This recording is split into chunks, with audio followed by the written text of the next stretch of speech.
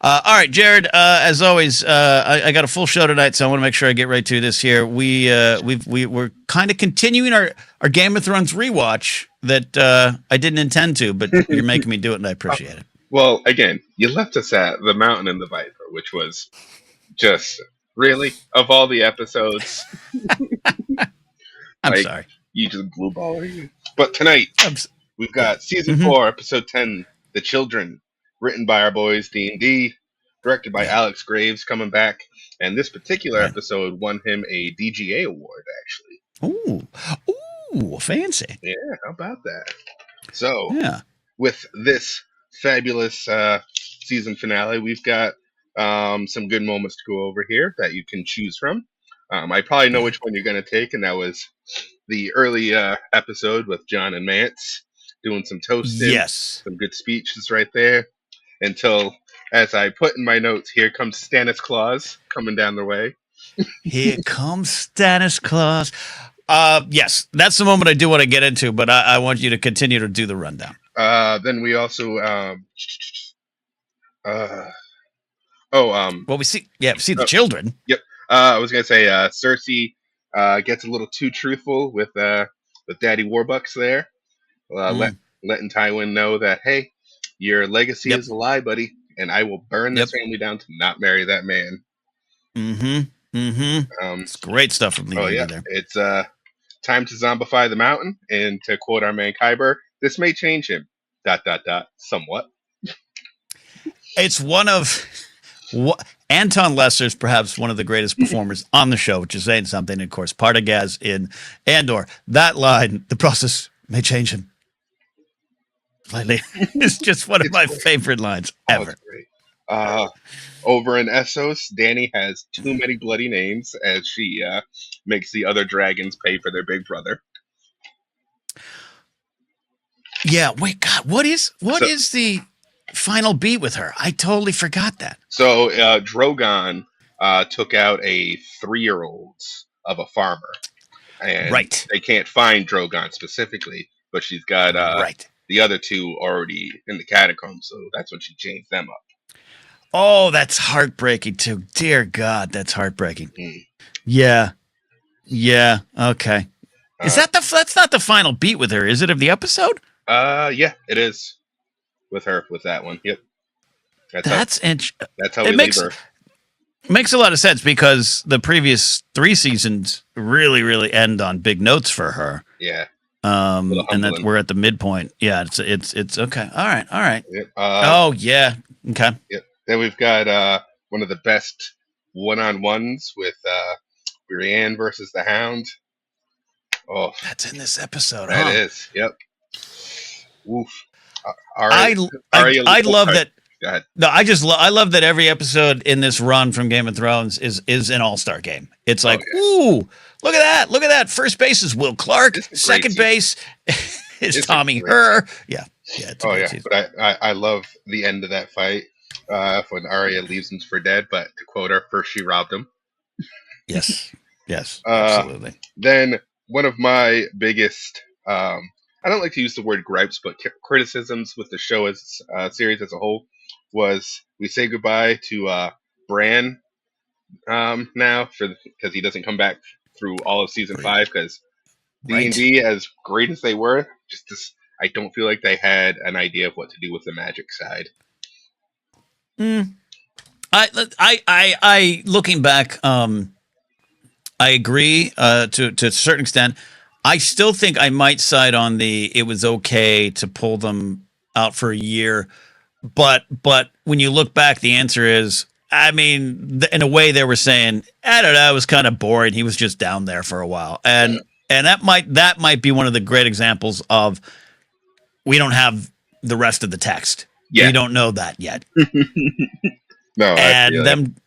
And even if they have a note scribbled on a piece of paper stained with chips and salsa from a Santa Fe, New Mexico restaurant, even if they have the notes from George, if the result is he goes in there and he comes out as we need him for the rest of the show, let's skip it. Like, I understood it. I still kind of understand it, but I don't disagree with you on it was just this giant blank. Yeah, no, it was. And then last of my notes is the big standoff between son and dad, Tyrion and Tywin on the loo or the privy. I'm sorry, he was in the privy. The privy. In the privy. Does Yeah. Tywin Lannister shit gold? And the answer is no. Yes, which a great ending. And this was the season that ended that we talked about, Lady Stoneheart, where I thought for sure we're fading to black and then we're fading up, and she's showing up. This would have been the spot. It wasn't. As I said previously, I think I still stand by the decision to not include her in the show. It just would have been the moment heard around the world. Yeah. Big episode. This is now that we're doing this kind of de facto rewatch. This might be one of the best final episodes, though I think the best is still season 6, and Cersei and the wine sip of vengeance. Oh yeah. I still think that episode's it, but this is chock full. And then for me, I want to jump right into it. But well, no, I don't. Where does it sit for you as a final episode? I love this as a transition finale. Like we discussed the last couple episodes, the theme of change has been a big thing with this Yeah. season and whatnot. And pages are firmly turned for many characters in this. I mean, it has. I do love this episode, but it is a little weird for me to end on Arya's shot going to Bravos with all the other Right. all-star scenes. I'm just like, okay, but again, it goes Mm. to the theme like that is a hard page turn. She has left the Hound for dead and is on her own in the world. Yeah. And same thing with a bunch of other the characters. Dany makes that Mm. huge change to chain up her dragons, her children. Yeah, and for reasons that I think I would go like, yeah, maybe there's some liability concerns, but when you look at this as a halfway point, this is a halfway point. Not worried about the episode numbers, but the season numbers. This ends up being a halfway point, and we are never the same again. And to some that's not a great thing. I as you know, I love all 8 seasons relatively equally. Maybe some 7 a little less, but who knows? But Dany, this is a low point. This is a true midpoint for her character. The mother of dragons has to lock her dragons up. She cannot control them. She tried to stay a marine and pick up the skills of being a leader, and it backfires completely. And I think of this and I connect it to Olenna Tyrell to be a dragon. Be a dragon. Oh, yeah. And how we have to work towards that. But yeah, the Arya stuff's never quite the same. And I like where we go. I like the time in Bravos. Oh, yeah. It's not my favorite of the stuff, but I actually her and the waif. I actually like all that. And Jagan Hagar is one of my favorite characters. So bringing him back. But anyways, Jared, we're burying the lead. We're burying the lead, and that is that Stannis the Manus is the hero that we needed. Oh, And completely. as someone who had already by this point in time built up a reputation online as one of the leading Stannis Baratheon fans, which still to this day I get questions, even in my own house about. Even in my own house, people. You got to respect those questions, though. I get it. I get it. My old buddy Michelle Boyd, still to this day, like you like Stannis Baratheon, dude. You got problems. I've talked often about the lesson of Stannis resonates, losing yourself in the quest for something that you think is yours by right, which by all accounts I will say was in terms of the rules of the game. But I'm going back to this moment in the show's history, one of my favorite moments, because this was something that we kind of we're really getting off the path, starting to get off the path with the book. It was something different. You don't know how things are going to play out. So for me, seeing this on screen was a wonderful surprise. Even though we knew he was heading up there, as people know, but this was like that. You have this great scene. That Jon and Mance Rayder scene is a top 10 scene for me. Oh yeah, Mag the Mighty, Gren, to Mag to Gren, like love everything about that. Everything about it is top notch. When Game of Thrones is at best of just 2 people sitting down and talking, right? It really is.